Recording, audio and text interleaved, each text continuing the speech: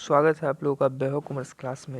आज इस वीडियो में हम लोग शुरू कर रहे हैं ऑडिट सीए इंटर ऑडिट का चैप्टर 1 जो कि nature objective and scope of audit है, उसके क्वेश्चन बैंक। यानी कि इस चैप्टर 1 से जितने भी इंपॉर्टेंट क्वेश्चन पूछे जा सकते हैं वो सब हम देखेंगे, जो आरटीपी में पूछे गए हैं, एमटीपी एंड पीवाईक्यू। ठीक है, तो एक पूरा का पूरा रिवीजन आपका हो जाएगा और आपको पता चलेगा किस तरह से क्वेश्चन को टैकल करना है। ठीक है, क्वेश्चन तो आपके सामने है लेकिन पढ़ के आप समझ नहीं सकते कि क्या हमें लिखना होगा।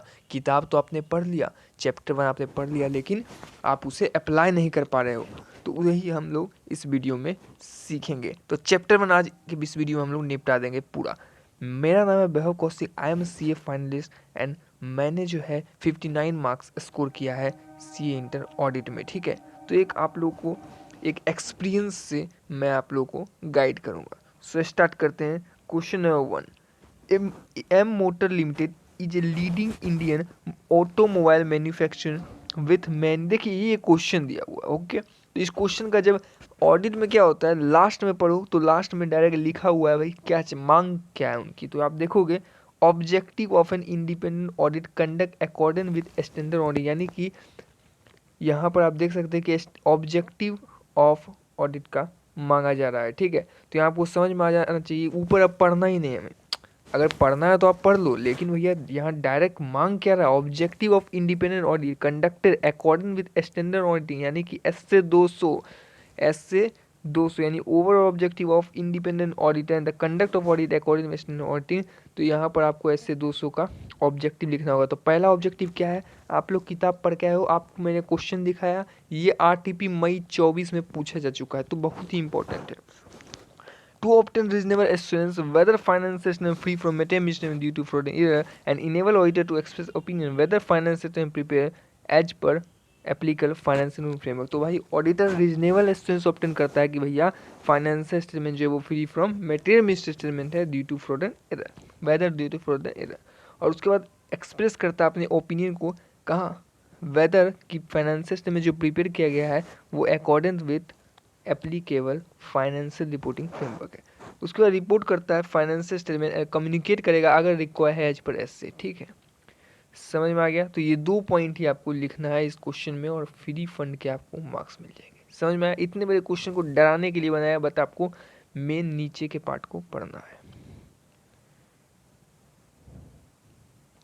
क्वेश्चन नंबर 2, ये क्वेश्चन आरटीपी मई 24 का है। Standard on auditing apply in audit of historical financial information, whereas standard on review engagement apply in a review of historical financial information। तो इस क्वेश्चन में आपको क्या करना है, स्टैंडर्ड ऑडिट और रिव्यू में डिफरेंस बता देना, एक्सप्लेन कर देना। डरने की कोई बात नहीं है कि हमें ये याद नहीं है, ये नहीं है भैया, आपको बस एक्सप्लेन करना है। और पहला बात आपको ये लिखना है कि स्टैंडर्ड ऑडिटिंग जो है अप्लाई होता है हिस्टोरिकल फाइनेंशियल इंफॉर्मेशन के लिए, whereas standard on review engagement apply in review of historical financial information के लिए। इतना पॉइंट आप लिख सकते हो। देन आफ्टर आप देखोगे कि भैया यहाँ पर जो ऑडिट है इस यहाँ आप रीजनेबल एश्योरेंस ऑब्टेन करते हो, वेयर एज रिव्यू में क्या होता है, लिमिटेड एश्योरेंस इंगेजमेंट है। समझ में आया, तो इतना पॉइंट आप इजी तरीके से लिख सकते हो। ठीक है, आ जाइए।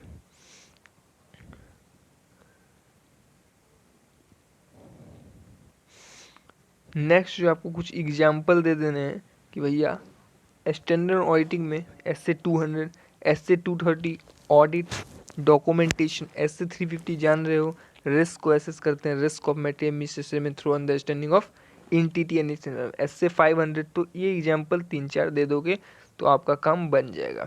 रिव्यू एंगेजमेंट में कई 2 एग्जाम्पल दिए, कम से कम एक याद रखो, SRD 2400, SRD 2400। ठीक है, engagement to review history of information statement, तो ये जो है एक एग्जाम्पल आपको याद रखना है। तो कितना कम लिखना है, लेकिन जो लिखोगे वो क्वालिटी होगी। ठीक है, क्वालिटी लिखना है। ठीक है, ज़्यादा लिखो कम लिखो कोई फ़र्क नहीं पड़ता, बट क्वालिटी होनी चाहिए।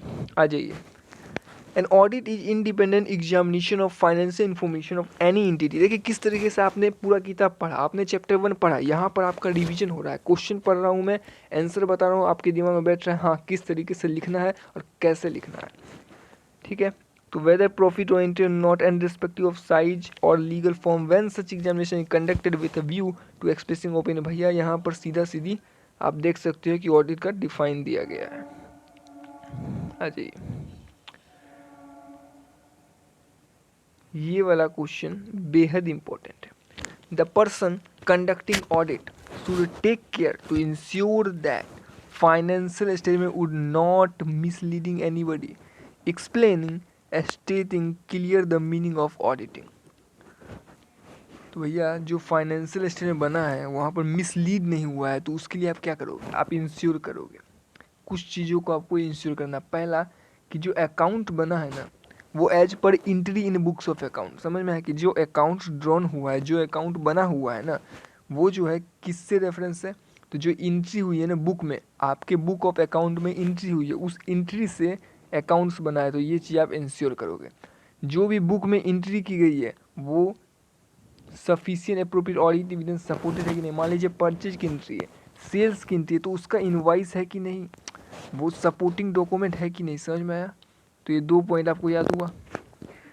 सर आप याद भी कराओगे? जी हाँ, मैं याद कराऊंगा। तो आपको क्या बोल रहा हूँ कि जो अकाउंट ड्रॉ हुआ है ना, जो अकाउंट बना है, क्या वो जो एंट्री हुई है बुक्स में उसके अकॉर्डिंग बना है? समझ में आया? और जो एंट्री बुक्स में हुई है क्या उसके सपोर्टिंग डॉक्यूमेंट्स है? समझ में आया? Yes sir. तो सफिशिएंट एप्रोप्रिएट ऑडिट एविडेंस है। None of the entry in books of account have been omitted. तो जो बुक्स ऑफ अकाउंट में एंट्री हुई है उनमें से कोई भी एंट्री ओमिटेड नहीं होनी चाहिए, ठीक है। इन्फॉर्मेशन जो मिल रहा है जो स्टेटमेंट से वो क्लियर होना चाहिए, ठीक है, और अनएम्बिजियस होना चाहिए। समझ में आया? जो फाइनेंशियल स्टेटमेंट है वो प्रॉपरली क्लासीफाई होने चाहिए, डिस्क्राइब होने चाहिए और डिस्क्लोज होना चाहिए एज पर अकाउंटिंग स्टैंडर्ड के साथ, ठीक है। समझ में आया? यस। जो फाइनेंशियल स्टेटमेंट प्रेजेंट कर रहा है वो ट्रू एंड फेयर पिक्चर दे रहा है operation result end of the assets and liability.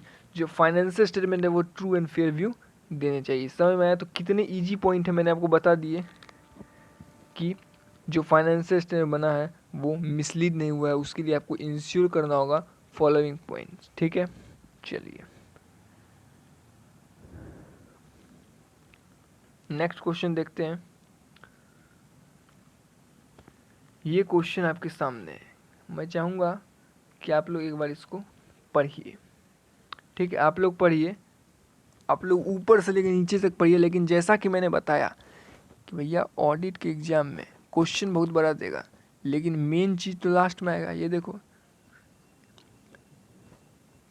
क्या बोल रहा है, advice regarding advantage of getting accounts. Sir समझ नहीं आया, आओ पढ़ते हैं। RAG is a proprietorship firm engage in manufacturing of textile and handloom product, ठीक है। Its sell its finish goods product both in domestic as well international market. The market is, ठीक है, क्रेडिट लिमिट की बात कर रहा है, हाँ ठीक है। He approach CA about advantage of getting his account audited. तो यहाँ बोल रहा है कि भैया कि अकाउंट्स को ऑडिट कराने के पीछे एडवांटेज क्या है, वही तो यहाँ लिखा हुआ था ना, advantage of getting accounts audited, ठीक है। तो सर ऑडिटेड यहाँ लिखा था इसलिए आपको समझ नहीं आया? जी हाँ, ऑडिटेड यहाँ लिख दिया ना, तब मेरे को थोड़ा पढ़ना पड़ा है, तो नीचे ही लिख दिया है। तो भाई बेनिफिट्स क्या है, बुक्स ऑफ अकाउंट को ऑडिट करने के पीछे का बेनिफिट्स क्या है? पहला बेनिफिट, जो ऑडिट अकाउंट होते हैं ना वो प्रोवाइड करते हैं हाई क्वालिटी इन्फॉर्मेशन, मतलब it give confidence to use that information which they're relying is qualitative. समझ में आया कि नहीं? नहीं सर। अरे अगर किसी कंपनी के बुक्स ऑफ अकाउंट में एसेट दिखा रहा है 5 करोड़ तो आप विश्वास कर लोगे? नहीं सर। लेकिन उसका ऑडिट हो चुका है, उस अकाउंट्स का ऑडिट हो चुका है, तो जो यूजर्स है ना उनको कॉन्फिडेंस मिलता है कि हाँ भाई इन पर रिलाई कर सकते हैं, ये जो अकाउंट्स दिखा रहे हैं इस पर रिलाई कर सकते हैं। क्यों? क्योंकि ये ऑडिटेड है इसलिए। तो ये बेनिफिट है ऑडिट का। कंपनी में क्या होते हैं, शेयर होल्डर होते हैं जो कि ऑनर होते हैं कंपनी के, इनको इंडिपेंडेंट मैकेनिज्म चाहिए ताकि फिनेंशियल स्टेटमेंट जो वो क्वालिटेटिव हो एंड रिलायबल हो। क्यों सर? क्योंकि अगर जो फाइनेंशियल स्टेटमेंट वो क्वालिटेटिव होंगे, रिलायबल होंगे, तो इनके जो इंटरेस्ट है वो सेफगार्ड हो जाएंगे। ठीक है, तो भैया ऑडिट इसलिए ज़रूरी है क्योंकि शेयर होल्डर के इंटरेस्ट को सेफगार्ड करने का काम करता है। Audit act as a moral check on employ from committing fraud for fear of being discovered. भैया जो एम्प्लॉय होते हैं कंपनी में वो फ्रॉड करेंगे, अकाउंट में एंट्री इधर उधर करके, समझ लो ना, घपला करेंगे, लेकिन ऑडिट होगा तो सब पता चल जाएगा। तो एम्प्लॉय को एक डर रहता है, तो वो ये सब काम नहीं करते हैं, देखते हैं पकड़ा नहीं जाए। ठीक है, तो ये भी समझ में आया।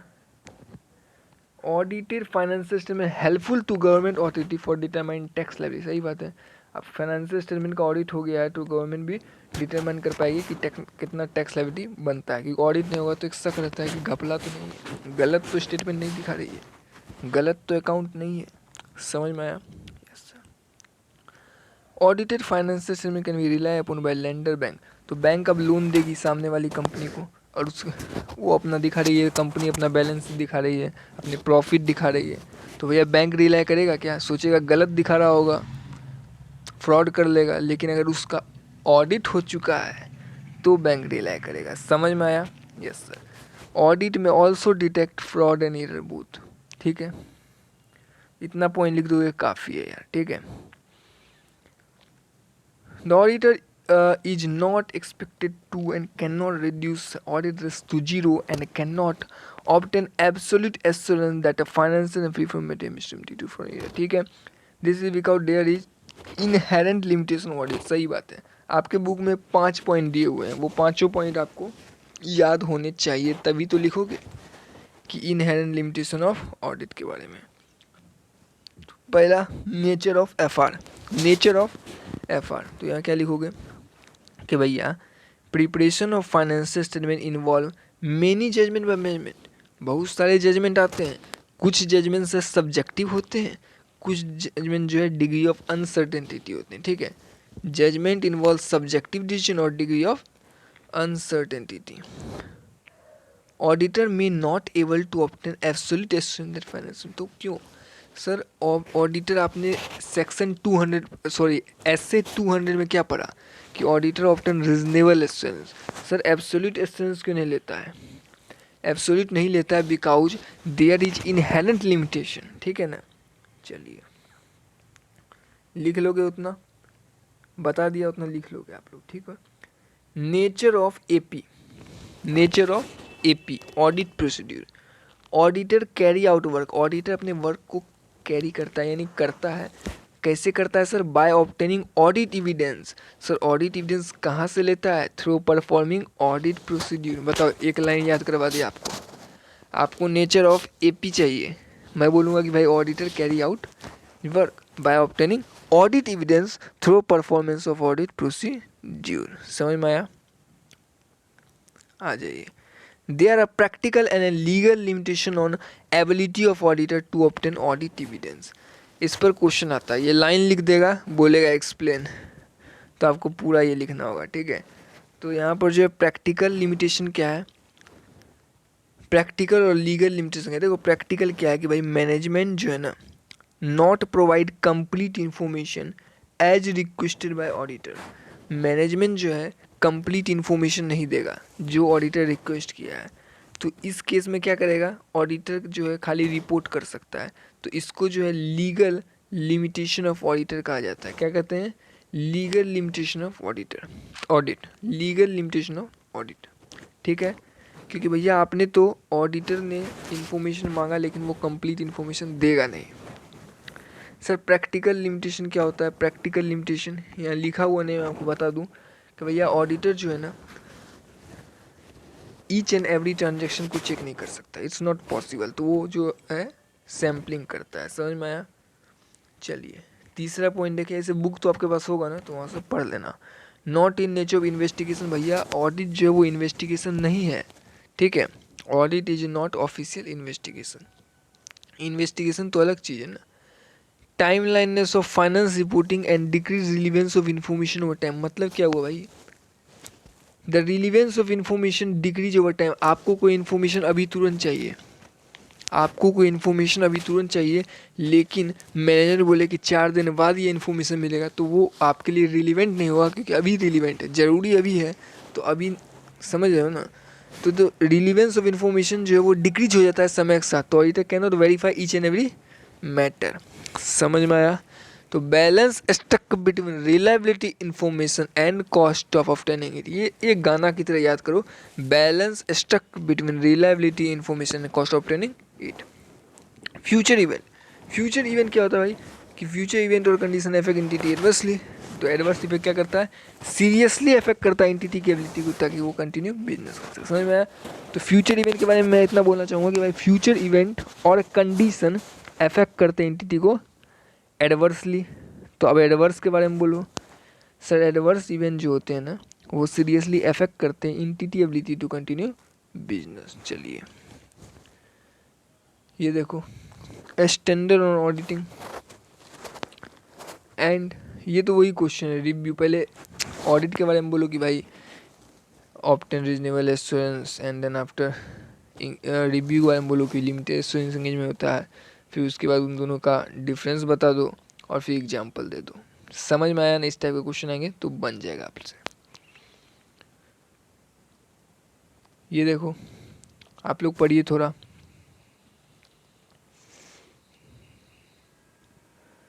तो भैया CAN is a auditor of SR limited. Auditor express his opinion on financial statement without asserting as whether financial as whole free from misstatement। तो whether CAN comply with objective। तो भैया कहाँ से कंप्लाई किया, objective of audit as per S 200 क्या है कि आपको रीजनेबल एश्योरेंस ऑब्टेन करना होगा, ठीक है, और उसके बाद आपको अपने ओपिनियन को एक्सप्रेस करना होगा। ये क्या लिखा हुआ है एस 200 में, क्या लिखा हुआ है कि enable auditor to express opinion that finance as per applicable है कि नहीं, और फाइनेंस सिस्टम में जो फ्री फ्रॉम मिसस्टेटमेंट है कि नहीं। तो यहाँ तो ये किए नहीं, तो यहाँ पर कंप्लाई ही नहीं किए। समझ में आया। तो पहले लिखना एग्जाम में एज पर एस 200 पूरा, और then after in this case CAN not comply with objective S 200। समझ में आया। चलिए तो चैप्टर 1 आज के वीडियो में ख़त्म होता है। चैप्टर 1 को एक बार रिवाइज करना, क्वेश्चन कराया उसको 1-2 बार वीडियो देखना, समझ आ जाएगा। नेक्स्ट वीडियो चैप्टर 2 देखेंगे। Thank you very much.